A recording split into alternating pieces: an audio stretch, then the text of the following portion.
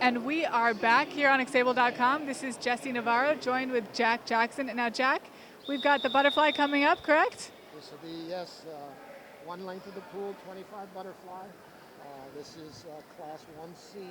Sydney Merced is racing by himself.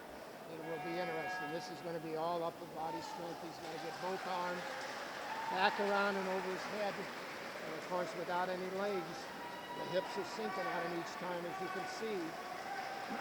Now, stretch into it. The one advantage that he should have being a manual wheelchair user is that his shoulders and his back are incredibly strong. Right. You can just see as he's coming around the muscle in his arms and his back, and that should help him in this, right?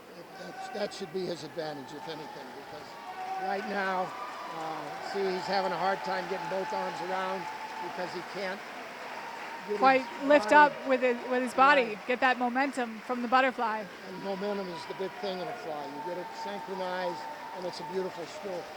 If you don't have it synchronized, as you well know as an ex-butterfly, yes, it can be a long way from one end. It looks a lot longer than it actually might be. You're reaching for that wall, and you feel like you're going backwards almost. That's right. But he is reaching, and he's almost there. His hips have dropped, as you said, but he's going to finish this. I don't know if he could make it for the 50, but the 25, there he is. 108.69. 108.69. Great job. There's not many quadriplegics that can swim the boat, paraplegics that can swim the boat.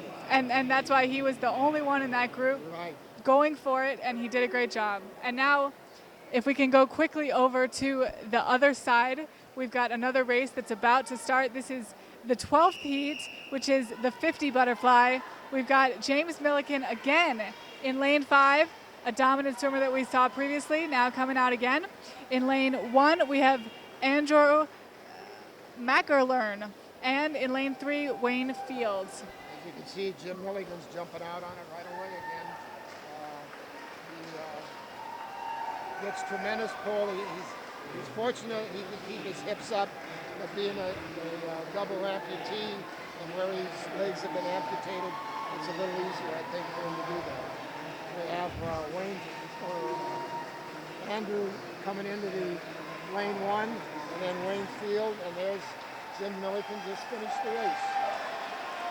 Well ahead of before either of the other athletes even made it to the turn. Yeah, really impressive. You can see he's an experienced swimmer and that he's spent a lot of time doing it. And actually, these are 3 different classes. He was a class 6, and in lane 5, or in lane 3 is a 5, and then over in lane 1 is a 4. And Andrew Mackerlern is doing a great job, particularly as a class 4. He's doing a very strong stroke. You can see he is getting those arms around, making a little bit more of a splash than maybe he should be. Well, he's a big gentleman. Yeah. And, you know, it's all strictly upper body strength for him. And Wayne Field, he's trying to get his hips in it by pulling them up each time. If you notice, he'll push at the bottom of the stroke, which is where you really don't want to stop the stroke, because then you lose your momentum coming through. But he's doing a good job, and it looks like Andrew is finishing. There he goes, the last stroke. And he's at the wall. Wayne Field coming in, the crowd's giving him a hand. He'll make it. Right now he probably thinks, am I moving at all? But he is. As long as he keeps those hips going and lunging forward, he'll be into the wall here. And he is. He's past the flags. He's got just a few more strokes to go. You can hear again the cheers of everyone making sure that he can get all the way to the wall. And he does. Great finish. Great finish. So that was heats 11 and 12, which was both butterfly. And we are now going to move on to freestyle. So we will be back with freestyle from UNO at the 28th National Vet Games. Thank you so much for joining us. We'll be back shortly.